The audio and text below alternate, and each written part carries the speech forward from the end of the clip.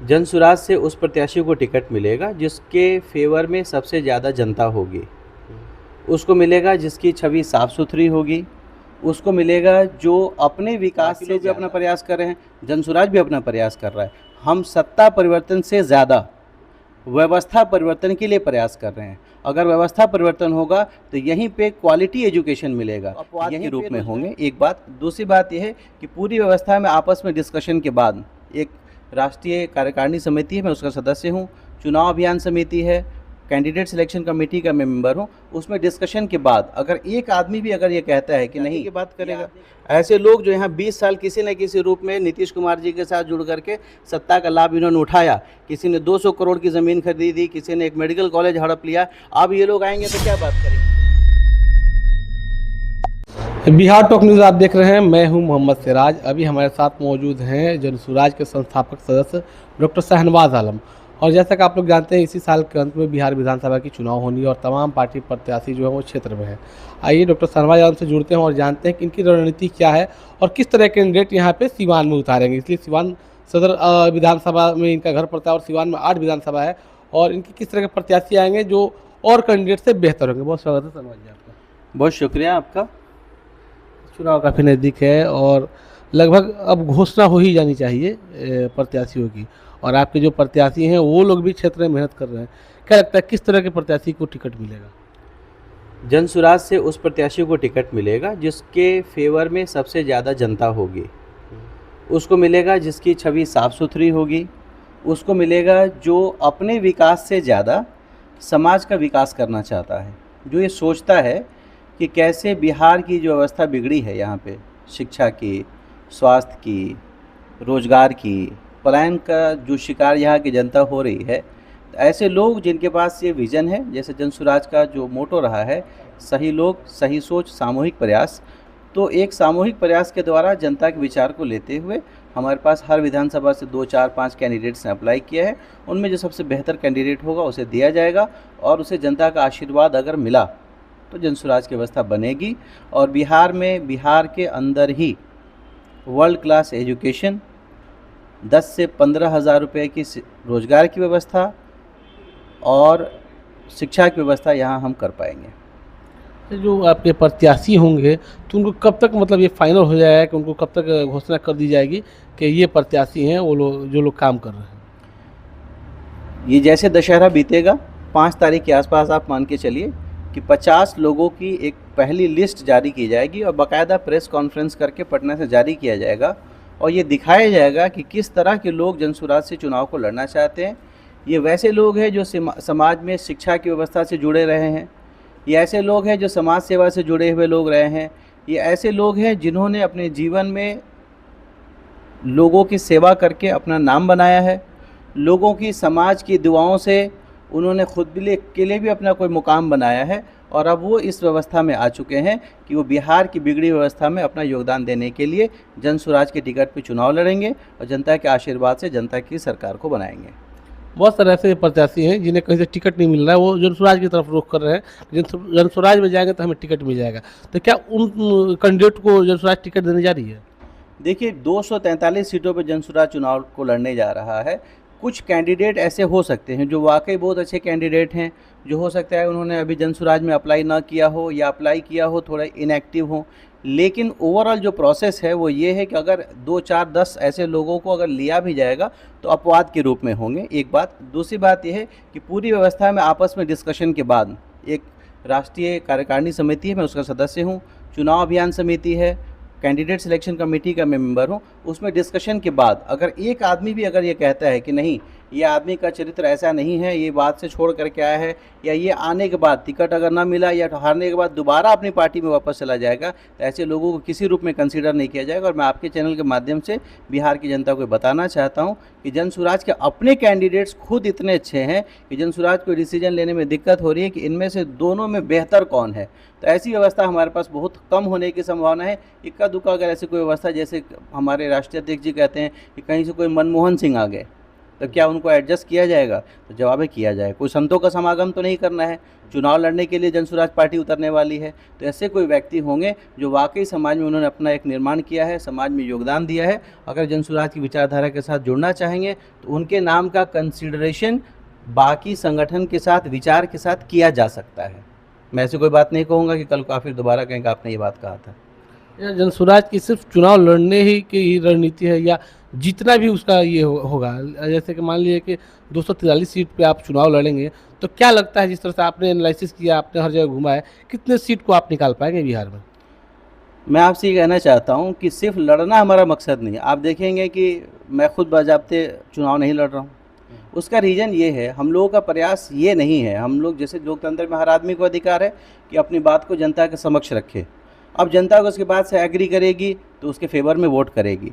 अगर हम जो बात कहना चाहते हैं, हम ये बात कहना चाहते हैं कि इस बार बिहार में जो वोटिंग है वो मोदी जी का 56 इंच का सीना देख करके, मंदिर मस्जिद देख करके, बुलेट ट्रेन देख करके या किसी मुख्यमंत्री के लड़के का चेहरा देख करके ना होना चाहिए, बल्कि लोगों को इस बार का वोट अपने बच्चे का चेहरा देख के करना चाहिए। लोगों को सोचना होगा कि उनके बच्चे के लिए ये जो लोग कह रहे हैं क्या व्यवस्था बना सकते हैं। जनसुराज लोगों की पार्टी है, जनसुराज प्रशांत किशोर की पार्टी नहीं है, किसी व्यक्ति विशेष की पार्टी नहीं। इसको बनाने में 1 करोड़ से ज़्यादा लोगों ने कंट्रीब्यूट किया था। तो अब ये पार्टी बनी है, 243 सीटों पे चुनाव लड़ेगी और अगर जनता का आशीर्वाद मिला तो बिल्कुल मजबूती के साथ अपनी सरकार को बनाने वाले हैं। अच्छा, मान लेते हैं कि अगर आपके 10 या 20 या 30 50 कैंडिडेट जीत जाते हैं, तो आप किनके साथ जाएंगे? हम किसी के साथ क्यों जाएंगे? लोकतंत्र में व्यवस्था है कि विपक्ष में बैठ सकते हैं।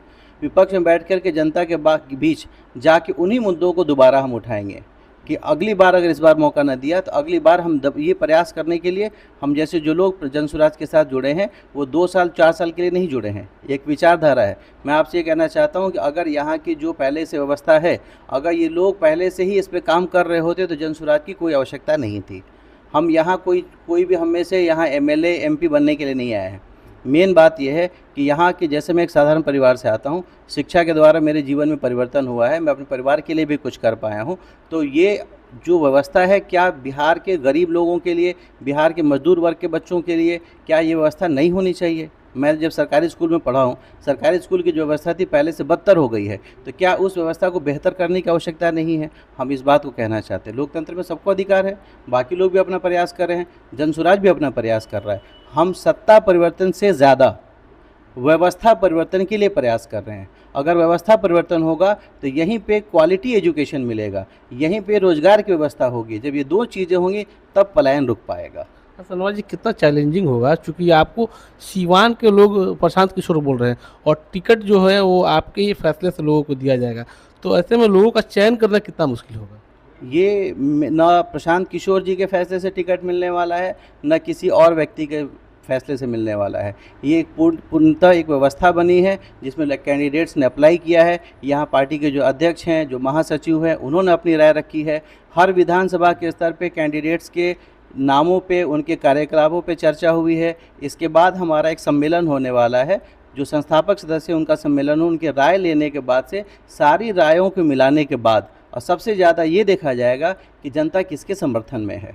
दूसरी बात, आपने कहा कितना चैलेंजिंग है, वाकई बहुत चैलेंजिंग है। मैं बाय प्रोफेशन डॉक्टर हूँ, मैं ईमानदारी से अपना काम करता हूँ, लेकिन जब से राजनीतिक सक्रियता बढ़ी है तो लोग कहते हैं कि आप डॉक्टरी में गलत काम कर रहे हैं। लोग ये कह रहे हैं कि डॉक्टरी नहीं चल रही, इसकी वजह से इसमें आ रहे हैं। आप बात को समझिए, समाज को ये सोचना होगा कि आप कैसे लोगों को चाहते हैं कि राजनीति में आए। क्या डॉक्टर्स को, टीचर्स को, वकीलों को, जो पढ़ा लिखा आदमी है, जो समाज सेवा कर रहा है, उसको नहीं आना चाहिए तो किसको आना चाहिए? जो जाति धर्म के नाम पे बात कर रहा है उसे आना चाहिए, जो किसी का ज़मीन का बाउंड्री ढहा रहा है उसे आना चाहिए। लोगों, ये चैलेंज है। एक बिहार में ऐसा माहौल बन गया है कि लोगों को लगता है कि अरे ये मतलब, अब मैं डॉक्टरी करता हूँ, इसके अलावा हम लोग कोचिंग चलाते हैं, बच्चे उसमें फ्री पढ़ते हैं, बाकी और भी समाज सेवा के काम करते हैं। तो अब लोग एक्सपेक्ट करते हैं कि नहीं, आप ये इस काम को मत करिए। ये अपनी जाति फ़ायदे की बात नहीं है। जो बात आज हम उठा रहे हैं, आज हो सकता है कि विरोध हो, लेकिन जनता को बात को समझना पड़ेगा कि जो बात जो उठाई जा रही है इसमें जनता का फ़ायदा है। जब तक यहाँ, जैसे मैंने आपको कहा कि मेरे जीवन में परिवर्तन क्यों आया, अच्छी शिक्षा की वजह से। अगर मैं ये कह रहा हूँ कि अच्छी शिक्षा की व्यवस्था समाज के हर वर्ग, हर धर्म, हर जाति के लोगों को होनी चाहिए, तो इसमें क्या गलत बात है? क्या गलत बात है? युवाओं को और महिलाओं को टिकट में कितनी हिस्सेदारी होगी? जितना मैं आपको बताता हूँ 65% युवा हैं और सबसे ज़्यादा युवा ही जनसुराज के साथ परिवर्तन की आस के रूप में देख रहे हैं। देखिए, जिसका पेट भरा हुआ है वो दो काम करेगा, या तो पैसे इन्वेस्ट करके और पैसा कमाने की कोशिश करेगा, या वो कुछ खर्च करके समाज सेवा करना चाहेगा, और या वो ये चाहेगा कि व्यवस्था परिवर्तन हो ताकि सरकारी व्यवस्था ऐसी बन पाए कि वहाँ बच्चों को सरकारी स्कूल में अच्छी एजुकेशन मिल पाए, ऐसी व्यवस्था बन पाए कि सरकारी स्कूल में लोगों का सही इलाज हो पाए। आप देखिए, किसी का सर फूट जाए तो हो सकता है कि 2-4 टाँके लगा दे, लेकिन अपेंडिक्स, हर्निया, गाल ब्लैडर की सर्जरी की व्यवस्था, किसी को गोली लग जाए, किसी को चाकू लग जाए, कोई छत से गिर जाए, उसकी इलाज की व्यवस्था सरकारी अस्पतालों में नहीं है। अब प्राइवेट हॉस्पिटल वाले करते हैं, लोग कहते हैं कि मुनाफा के लिए कर रहे हैं। तो ऐसी सरकारी व्यवस्था बनाने की आवश्यकता है जहाँ पे जो समाज का पिछड़ा हुआ वर्ग है, जो गरीब वर्ग है, उसको व्यवस्था हम दे पाएँ। समाज साहब, जब चुनाव नज़दीक आता है तो लोग जब कैंपेनिंग करते हैं तो हिंदू मुस्लिम के नाम पे, जय श्री राम के नाम पे वोट मांगते हैं। तो ऐसे में आपका रणनीति क्या होगा? आप किस मुद्दे पर वोट मांगेंगे? हम जय बिहार के नाम पे मांगेंगे। आप बात समझिए कि जिसके पास कुछ भी देने के लिए नहीं है तो क्या करेगा? अपने जाति के नाम पर मांगेगा। जिसके माता पिता 35 साल यहाँ हुकूमत में रहे हैं, किसी न किसी रूप में, बीच में रहे, कुछ एमएलए कम रहे, कभी ज़्यादा रहे, अब वो क्या करेगा? वो अपनी जाति की बात करेगा। ऐसे लोग जो यहाँ 20 साल किसी न किसी रूप में नीतीश कुमार जी के साथ जुड़ करके सत्ता का लाभ इन्होंने उठाया, किसी ने 200 करोड़ की ज़मीन खरीदी, किसी ने एक मेडिकल कॉलेज हड़प लिया। अब ये लोग आएंगे तो क्या बात करेंगे? वो कहेंगे कि हम अपने एक्सप्लेनेशन देंगे। एक आदमी जो 7वीं पास से सीधे डिलीट हो गया, अपना सर्टिफिकेट लेकर के जाएगा। ये लोग वही बात करेंगे जिसे जनता को बरगलाया जा सकता है। भारत एक धर्म भीरू देश रहा है, लोग यहाँ हमेशा अध्यात्म के साथ जुड़े रहे हैं, उसका आदर है। लेकिन जिन लोगों को आप चुन रहे हैं, आप अपने बच्चों को पढ़ाने के लिए टीचर रखते हैं तो उसे पूछते हैं क्या इंग्लिश पढ़ाने के लिए आया है, कि उसे कुछ आप कोई धार्मिक कलमा या धार्मिक नारा लगवाते हैं क्या? जात न पूछो साधु की, पूछ लीजिए ज्ञान, मोल करो तलवार का, पड़ी रहन दो मयान। आप बच्चों को आप अपने लिए शासक ढूंढ रहे हैं, आप अपने लिए एडमिनिस्ट्रेटर ढूंढ रहे हैं, तो आप देख रहे हैं कि हमारी जाति का है क्या, हमारे धर्म का है क्या? अगर आप जाति और अपने धर्म के आदमी को ही दीजिए, लेकिन उसको दीजिए जो कामयाब हो। और नए लोग अगर प्रयास कर रहे हैं, अगर साथ नहीं दे सकते हैं तो कम से कम गाली मत दीजिए। लोकतंत्र में व्यवस्था है ना कि आप जाति धर्म के नाम पे देना चाहते हो तो दीजिए, आपको किसने रोका है? दीजिए। लेकिन जो लोग शिक्षा स्वास्थ्य के नाम पे, जय बिहार के नाम पे वोट मांगना चाहते हैं, बिहार की जय कराना चाहते हैं, आपको मैं बताना चाहता हूँ आपके चैनल के माध्यम से कि प्रशांत किशोर और जनसुराज ऐसी पार्टी है जो जय जनसुराज नहीं कहता थे। हम लोग जय बिहार का नारा देना चाहते हैं कि बिहार की जय होनी चाहिए, यहाँ की जनता की जय होनी चाहिए, यहाँ के लोगों को रोजगार मिलना चाहिए, यहाँ के बच्चों को शिक्षा मिलनी चाहिए, तभी परिवर्तन आएगा। तो 35 साल से जो बर्बादी हो रही है, आगे और झेलना पड़ेगा। बीजेपी, आरजेडी और जेडीयू के बीच आप लोग अपने आप को कितना मजबूत समझ रहे हैं? हम तो जनता के बीच अपने आप को मजबूत समझते हैं। ये जो आप बीजेपी समझते हैं, जिसको जेडीयू समझते हैं, आरजेडी समझते हैं, इनके पास शक्ति किसके थ्रू आई है? लोकतंत्र में असल शक्ति जनता में निहित है। जनता जिसको चुनेगी, जनता इस बात को अगर समझ पाएगी कि उनका मुद्दा उनके बच्चे का स्वास्थ्य है, उनका मुद्दा उनके बच्चे का शिक्षा है, उनका मुद्दा उनके घर के स्वांग का रोजगार है, तो जनसुराज का साथ देंगे। हमको समय देने के लिए बहुत बहुत शुक्रिया। बहुत शुक्रिया, थैंक यू।